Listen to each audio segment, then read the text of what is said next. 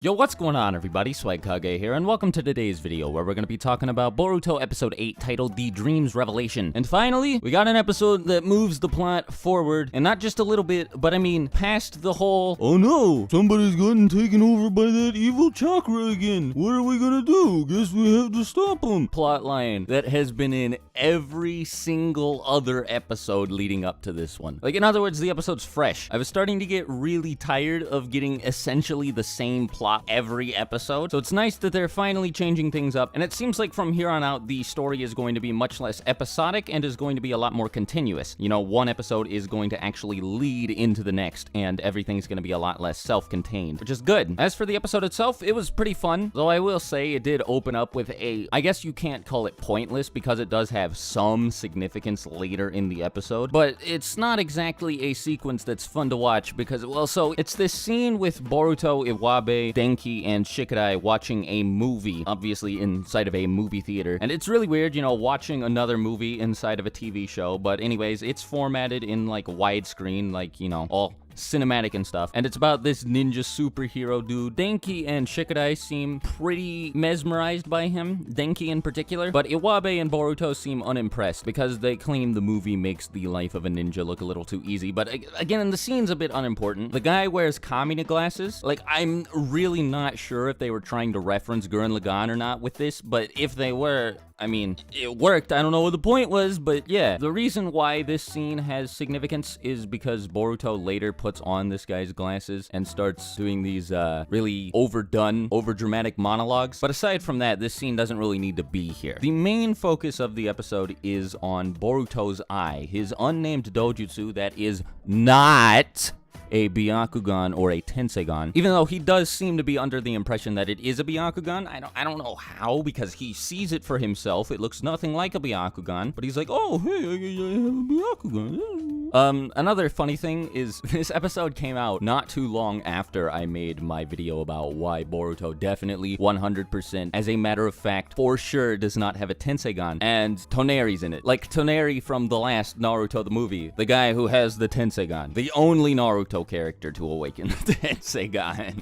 So I know a lot of people are going to be saying after this episode, oh, I guess that means Boruto must have the Tensegan. Looks like you were wrong, Swagkage, but no, that doesn't mean anything. I know for a fact that this means he definitely doesn't have a Byakugan because TONERI would not enter Boruto's dream just to contact him and be like, hey, that eye of yours, you have a Byakugan. Just like every other Hyuga pretty much ever. But your Byakugan in particular, it's gonna illuminate the future and you're gonna use it to shoulder the burden of the world? Yeah, like, no, that doesn't make sense. It's definitely a special, unique kind of dojutsu. Also, TONERI mentioned something about a comet passing by the planet. I don't know what significance that has, but also in this episode, we get some insight into why Boruto doesn't want to tell his dad about his dojutsu, or about the fact that he's able to see the evil aura surrounding all of the people who have been affected by this villain dude's influence. We still don't have a name for him, and I would really appreciate one so I can stop calling him that villain guy or this villain guy or whatever. I don't know what to refer to him as, but anyway, the reason Boruto doesn't want to go to Naruto, and the reason why he didn't tell Hinata about his eye in one of the earlier episodes, is because of the fact that he wants to be able to solve this problem on his own. In his own words, he says something like, I want to beat up the guy who's been hurting and messing with my friends with my own two hands, or something along those lines. And he knows that if he goes to Naruto or Shikamaru or any of his other superiors, that they'll just tell him to keep his nose out of it, and he doesn't want that. It's also established that Boruto dislikes Naruto for more than just his lack of interactions with him. He also generally tends to see Naruto at his worst because since he works as the Hokage, he's often very drowsy and just incredibly tired and like out of it. So, you know, a lot of the times when Boruto goes to go see him, Naruto just looks absolutely terrible. I mean, the way he describes it is he just says his dad is very lame and uncool, but I guess he just thinks Naruto looks like kind of disgusting, or at the very least not pleasing. He also mentions that Naruto oversleeps a lot and that Naruto puts his shoes on backwards in the morning. So yeah, I guess life as the Hokage is pretty hard for the guy. I don't think he knew what he was signing up for. And that's another one of the reasons why he doesn't want to bring it to Naruto. I don't think he realizes that his dad is actually a competent shinobi. I think he just thinks that despite the fact that he's the Hokage, Naruto's super lame. He's just an old man who doesn't know how to do anything. And even though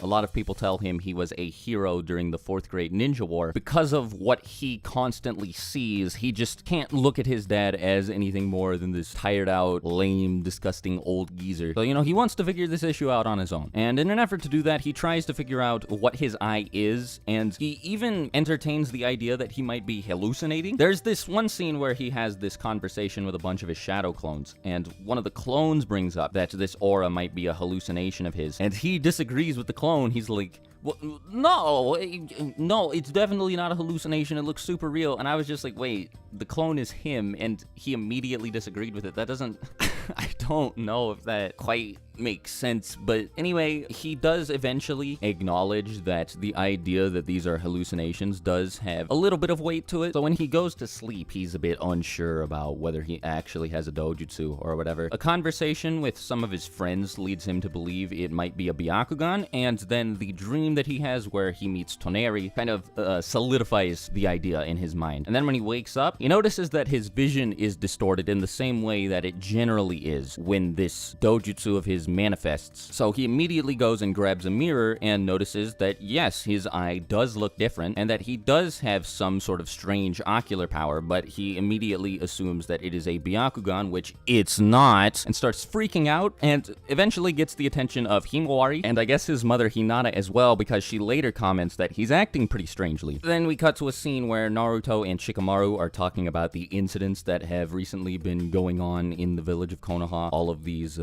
evil aura happenings. They both make note of the fact that Boruto's been nearby, but neither of them think that he's being targeted because he's generally a pretty nosy kid, and that's the only reason why he ever gets involved in any of these things. So it's just by happenstance that he happens to interfere in every single one of these going-ons. And I mean, it's pretty much confirmed because of Mitsuki's conversations in earlier episodes that that's not the case. But even if I didn't know about that, I don't know if I would come to the same conclusion as Shikamaru and Naruto, because it just seems weird that Boruto is involved in every single one of these really strange, anomalous events where people are surrounded by this evil, dark energy, and he's allegedly the only one who can see it. Now, granted, I don't think he's told them about the fact that he can see this evil aura around them. I think that they're both just under the impression that people are acting strangely, but still, I think I would look a little bit more into the possibility of Boruto's involvement with all of this, because he is the son of the Hokage. Shikamaru even mentions that verbatim, but he's just like, I don't think the son of the Hokage is being targeted. You're good. I just think he happens to be around every single time this happens. As you know, he's a nosy kid, so like, but whatever. It's Shikamaru. I guess I can't argue with the guy. Naruto then goes home because he's like really tired and he needs some rest, and then Hinata mentions to him that Boruto's been acting really weird. And then we get this scene of Boruto acting just like Kamina from Gurren Lagann, with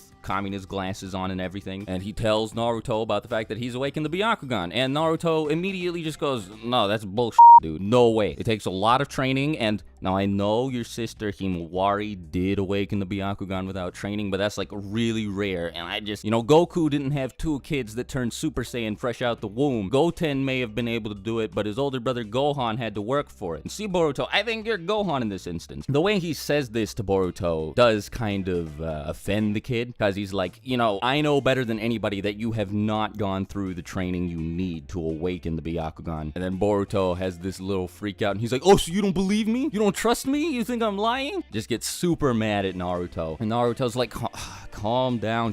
No, that's not it. We just need a bit more of a basis for it. And then he takes Boruto to go meet his grandpa. Hinata's dad, Hiyashi Hyuga. The episode kind of leads you to believe that Hiyashi is going to be pretty stern and intimidating, just like he was back in part 1 in Shippuden, but as it turns out, he's like super down to earth, and he's really happy to see both of his grandkids. He's all like, Boruto, Himawari, I wish you guys come here, come give your grandpa a hug. It's pretty cool. And Hanabi acts the same way. Yeah, she's there, by the way. Hanabi acts the same way, except she's not a grandma, of course. She's just like, oh, say hi to your auntie, Hanabi. I love you guys so much. And after that, Hiyashi kind of gives Boruto the same talk that Naruto did. He's like, you gotta go through training to awaken your Byakugan, man. And, like, I don't think you have. In very rare cases, I guess you can manifest the Byakugan without training, but still, that's very rare, and actually, awakening the Byakugan on its own is very rare. Not all Hyuga do it, which I would like to cite as foreshadowing that Boruto will not awaken the Byakugan, which consequently means he will not awaken the Tensegan. Anyway, Hiyashi kind of like steps out of the room, and there's a little bit of banter, and then he's like, all right, Boruto, we're gonna throw hands right now, you and me, and the episode cuts off. So I'm super excited. Like, I really want to see Boruto just get wrecked by Hiyashi next week, but I was pretty satisfied with this episode as well. I was super hyped to see TONERI. Somebody mentioned me on Twitter saying that they thought I was going to be pretty heated about the fact that TONERI was in the episode, but no, I didn't really have a problem with it. I mean, granted, I don't know, like, what he's doing here, but it was cool to see him, I guess. I got pretty hyped when I saw him at the beginning of the episode, if only for the fact that it means that we're moving into pretty serious territory now, and things are going to start getting a lot less campy in future episodes. That's what I hope anyway. As always, animation was pretty crisp and clean. Writing was pretty good, particularly good this episode, I would actually say. Directing was great and everything as well. I guess my only gripes with the episode would be TONERI being here doesn't really make any sense, but that's offset by the fact that I thought it was really cool to see him. And also, the movie scene at the beginning was pretty boring and didn't have any place in a Boruto episode. Like, it was just really weird. Aside from that though, I thought the episode was perfectly fine. I think it did everything it needed to, and I think this episode is a sign that we're gonna get some pretty good stuff in the future and that we're moving into our first serious arc. As usual, I'd give this episode a 4 out of 5. With the start of the first real arc, we might get some 4.5 or 5 out of 5 worthy episodes in the future. That'll have to wait till next week's episode though. So, as always, let me know what you thought about the episode in the comments below, and above all else, have a fantastic day. Till my next video, I'll talk to you later. Swagkage out. Bye.